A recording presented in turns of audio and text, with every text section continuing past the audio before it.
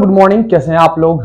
आज हम करने वाले हैं नेक्स्ट क्वेश्चन फाइनेंशियल स्टेटमेंट का, फाइनेंशियल स्टेटमेंट ऑफ कंपनी का नेक्स्ट क्वेश्चन, क्वेश्चन नंबर 3। हमने अभी तक फर्स्ट और सेकंड का वीडियो और बेसिक कॉन्सेप्ट का सारे के वीडियो हमने अपलोड कर रखा है। आप लोगों को कोई प्रॉब्लम हो तो वहां से आप जरूर देख लीजिएगा। अब हम चलते क्वेश्चन नंबर 3 पे, सीधा सीधा बिना टाइम पास किए हुए आते हैं। ये देखो वीडियो क्या हो जाती है, बहुत लंबी हो जाती है। आइए, क्वेश्चन क्या रहेगा, from the following information prepare the balance sheet of Geetanjali limited as per the revise schedule 6। आपको क्या रखा है, रिवाइज शेड्यूल 6, यानी कि हमने जो पढ़ा रखा है जिस हिसाब से कंपनी बैलेंस शीट कहते हैं अपन बेसिकली अभी, उस हिसाब से आपको क्या करना है, आपको प्रिपेयर करना है, बैलेंस शीट प्रिपेयर करना है। पहले हम पढ़ते थे हॉरिजॉन्टल, अब पढ़ रहे हैं वर्टिकल। बैलेंस शीट का कुछ फॉर्मेट हमने बता रखा है, सीधा करते हैं अपन, क्वेश्चन करते हैं बेटा। फॉर्मेट आपको कुछ इस प्रकार से बनाना होगा।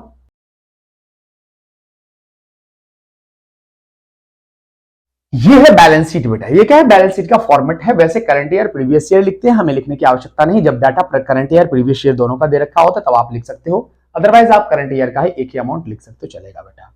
आपको याद रखना बेटा, ये इसकी जितनी ही इंपॉर्टेंस होती है, इसके वर्किंग नोट का उतना ज्यादा ही इंपॉर्टेंस रहता है। वर्किंग नोट, हम ये भी कह सकते हैं कि वर्किंग नोट, जो नोट टू अकाउंट है, वो बैलेंस शीट से ज्यादा इंपॉर्टेंट है। अगर आप ये नहीं आप सही कर पाए तो बेटा ये गलत अवश्य हो जाएगा, आपका ये गलत हो जाएगा। चलिए फिर सीधा सीधा, ये नोट टू अकाउंट का ये फॉर्मेट है। सबसे पहला कह रखा है आपके पास इन्वेंट्री कह रखा है। आप लोगों को मैंने बता रखा है बैलेंस शीट में इन्वेंट्री कहां पर आता है। तो देखो बेटा, आपको नोट टू अकाउंट जो है वो आपको एक लाइन से बनाना होता है।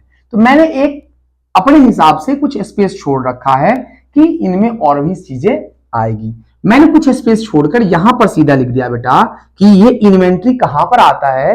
तो इन्वेंट्री आता है बेटा, इन्वेंट्रीज का एक अपना खुद का कॉलम है, तो इसका वर्किंग नोट बनाने का की आवश्यकता नहीं है। दूसरा क्या रखा है, इक्विटी शेयर कैपिटल। तो ये बनेगा बेटा वर्किंग नोट नंबर फर्स्ट, जिसमें लिखा जाएगा शेयर कैपिटल। इसमें सबसे पहले लिखूंगा equity share capital. Equity share capital कितना है, 20 लाख। शेयर कैपिटल में दो चीज आता है बेटा, equity share capital, preference share capital. तो हम ढूंढेंगे क्या क्वेश्चन में प्रेफरेंस शेयर कैपिटल दे रखा है। यस, दे रखा है। तो ये वाला इक्विटी शेयर का जो अमाउंट है वो अंदर लिखूंगा कितना बेटा, 20 लाख। कितना लिखूंगा, 20 लाख। फिर लिखा जाएगा यहां पर, ढूंढिए कहां पर है बेटा, मुझे यहां पर दिख रहा है first second third fourth number का जो ट्रांजैक्शन है वो दिख रहा है बेटा, प्रेफरेंस शेयर कैपिटल। आपको भी दिख रहा होगा कितना बेटा, 12 लाख।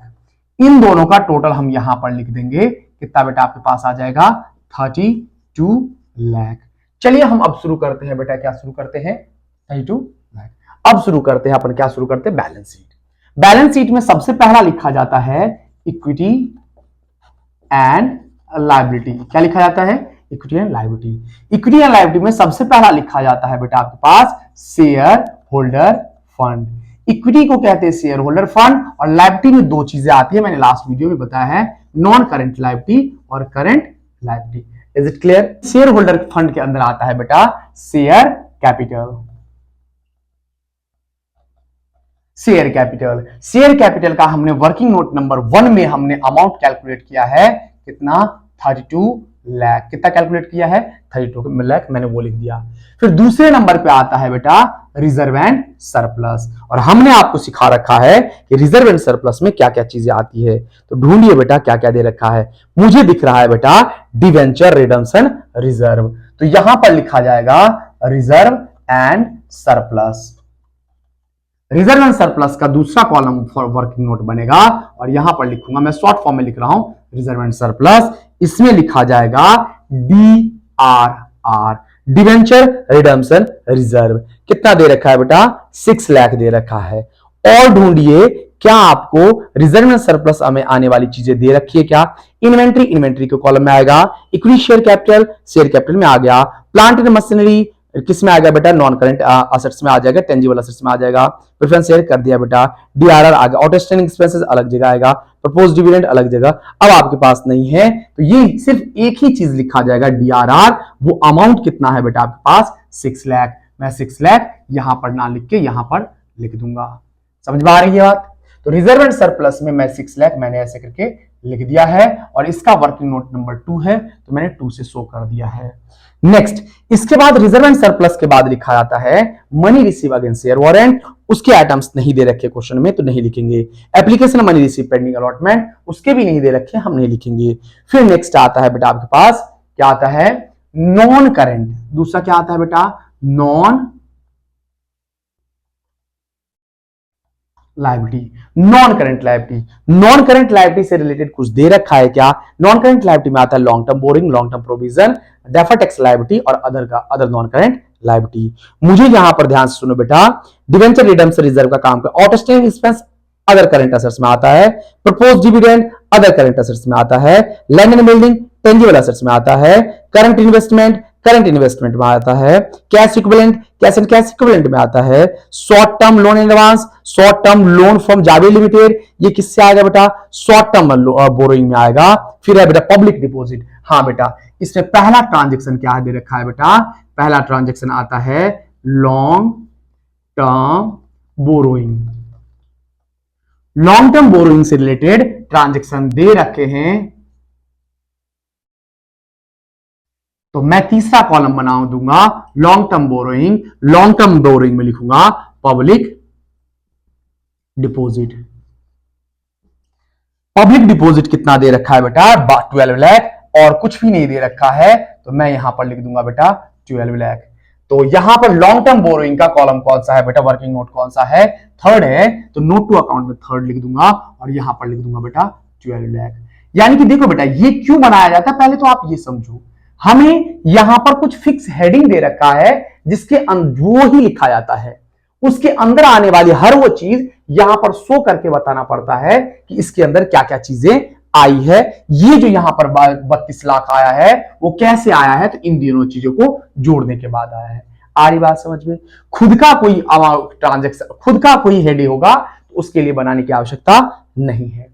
लॉन्ग टर्म बोरिंग के बाद आता है लॉन्ग टर्म प्रोविजन, इससे रिलेटेड नहीं है। फिर आता है डेफर्ड टैक्स लायबिलिटी, वो भी नहीं है बेटा। उसके बाद आपके पास दे रखा है अदर नॉन करंट लायबिलिटी, वो भी नहीं दे रखा है। नेक्स्ट तीसरे नंबर पे आता है बेटा करंट लायबिलिटी। करंट लायबिलिटी में सबसे पहला आता है शॉर्ट टर्म बोरोइंग जो दे रखा है बेटा, तो मैं लिखूंगा शॉर्ट टर्म बोरोइंग। तो यहां पर फोर्थ नंबर का वर्किंग नोट बनेगा short term borrowing. Short term borrowing में लिखेगा बेटा लोन फ्रॉम जावेद लिमिटेड है ना, यानी कि जावेद लिमिटेड से लोन लिया है शॉर्ट टर्म के लिए। तो मैं यहां पर कितना अमाउंट लिखा जाएगा बेटा, वह यहां पर लिखा जाएगा 4 लाख, मैंने लिख दिया 4 लाख। ठीक है, 4 लाख का अमाउंट यहां पर फोर्थ नंबर वर्किंग नोट डाल के 4 लाख यहां पर लिख दिया जाएगा। अब इससे रिलेटेड कुछ भी कॉलम नहीं है बेटा, तो इसका क्या करना है बेटा, टोटल कर दे, और है बेटा है ना। सेकंड नंबर पे आएगा बेटा शॉर्ट टर्म बोरोइंग आएगा, फिर शॉर्ट टर्म प्रोविजन भी आता है। प्रपोज डिविडेंड को कई बार किस में लिख दिया जाता है बेटा, शॉर्ट टर्म प्रोविजन में लिखा जाता है, लेकिन हम नहीं लिखेंगे। शॉर्ट टर्म बोरोइंग प्रोविजन भी ट्रांजेक्शन नहीं दे रखा है। फिर है बेटा आपके पास ट्रेड रिसीवेबल, उसका भी नहीं दे रखा है। फिर दे रखा है बेटा अदर करंट लायबिलिटी। समझिए कई बार क्या होता है कि शॉर्ट टर्म प्रोविजन में ही प्रपोज डिविडेंड चीज लिख दिया जाता है, लेकिन हमें ऐसा नहीं करना है। हमें कहां पर लिखना है बेटा, कहां पर लिखना है, अदर करंट लायबिलिटी में, जो कि सही है बेटा, हम सही करेंगे। Other current liability, other current liability में क्या लिखा जाएगा बेटा, आउटस्टैंडिंग एक्सपेंस। आउटस्टैंडिंग एक्सपेंस कितना है बेटा, 3 लाख। कितना है, 3 लाख। फिर लिखा जाएगा बेटा प्रपोज डिविडेंड। प्रपोज डिविडेंड कितना है बेटा, प्रपोज डिविडेंड है 5 लाख। टोटल कितना हो जाएगा बेटा, 8 लाख। कितना हो जाएगा, 8 लाख। ये 8 लाख फिफ्थ नंबर का वर्किंग नोट डालकर 8 लाख हम यहां पर लिख देंगे। अब इसका टोटल करिए बेटा, टोटल करने पर कितना आ जाएगा, ये और इसका टोटल करने पर आ रहा है बेटा अपने पास 40 लाख। 40 लाख, 50 लाख, 60 लाख, 60 लाख 62 लाख हो जाएगा बेटा। कितना आ जाएगा, 62 लाख। डन, ये हो गया टोटल। फिर उसके बाद आता है असेट्स, सेकंड नंबर डाल के लिखूंगा असेट्स। असेट्स में सबसे पहला आता है बेटा आपके पास non current assets. Non current assets में सबसे पहला आता है बेटा फिक्स्ड असेट। फिक्स्ड एसेट में सबसे पहला आता है बेटा आपके पास टेंजिबल एसेट्स। टेंजिबल एसेट से रिलेटेड ट्रांजेक्शन है, इसलिए मैंने नाम लिखा है। नहीं होता है किसी का ट्रांजेक्शन तो नहीं लिखते हैं बेटा, जबरदस्ती नहीं है। ठीक है, टेंजिबल एसेट्स से रिलेटेड क्या क्या है बेटा, 6 नंबर का कॉलम बनाऊंगा टेंजिबल एसेट्स। टेंजिबल एसेट्स में हमें सबसे पहले दिखता है बेटा प्लांट एंड मशीनरी।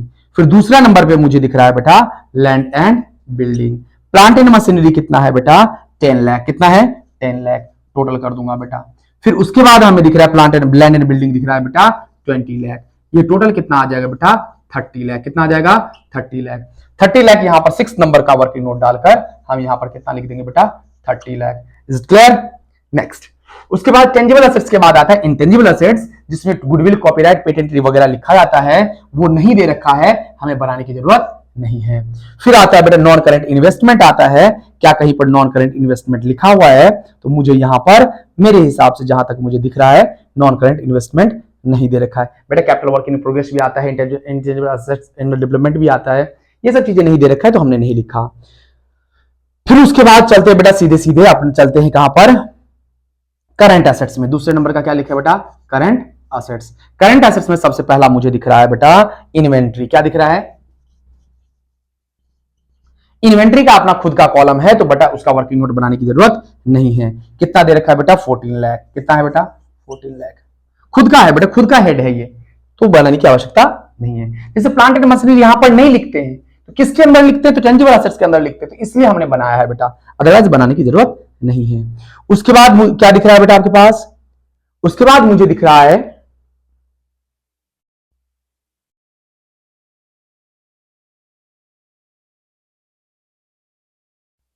उसके बाद दिख रहा है करंट इन्वेस्टमेंट दिख रहा है बेटा। मुझे क्या दिख रहा है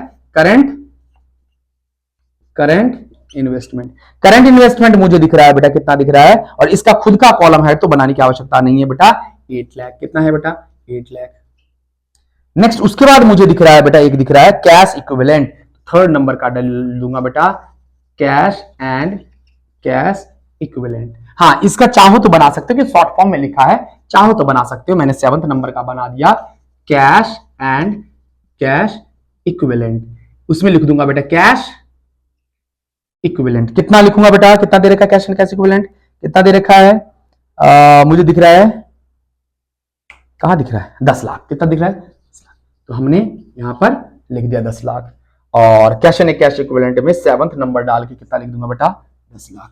अब इसका टोटल करना है बेटा, क्या करना है टोटल। सारे ट्रांजेक्शन हो गए, एक बार सारे के सारे एक बार देख लो बेटा। हमारे पास टोटल कितने ट्रांजेक्शन है 1 2 3 4 5 6 7 8 9 10 11 12 है। तो 12 कैलकुलेट कर देते तो कितने हैं आपके पास, चेक इससे क्या हो जाता है, चेक हो जाता है कि कुछ छूटा तो नहीं, और छूटा रहता है तो पता लग जाता है तो हम तुरंत एडजस्ट कर देते हैं बेटा। टोटल कितने ट्रांजेक्शन थे 12 थे, और 12 ही हुए हैं। कैसे 1 2 3 4 5 6 7 8 9 और 10, और ये दोनों हमने हमारे पास क्या था बेटा खुद का हेडिंग था तो 12 हो गए बेटा। इससे क्या पता चल रहा है कि हमारा कुछ भी छूटा नहीं है, हमारा आंसर अब परफेक्ट सही होना चाहिए।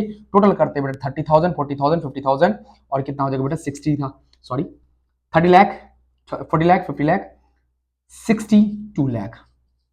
ये हो गया आपका आंसर। अगर आपको वीडियो समझ में आई हो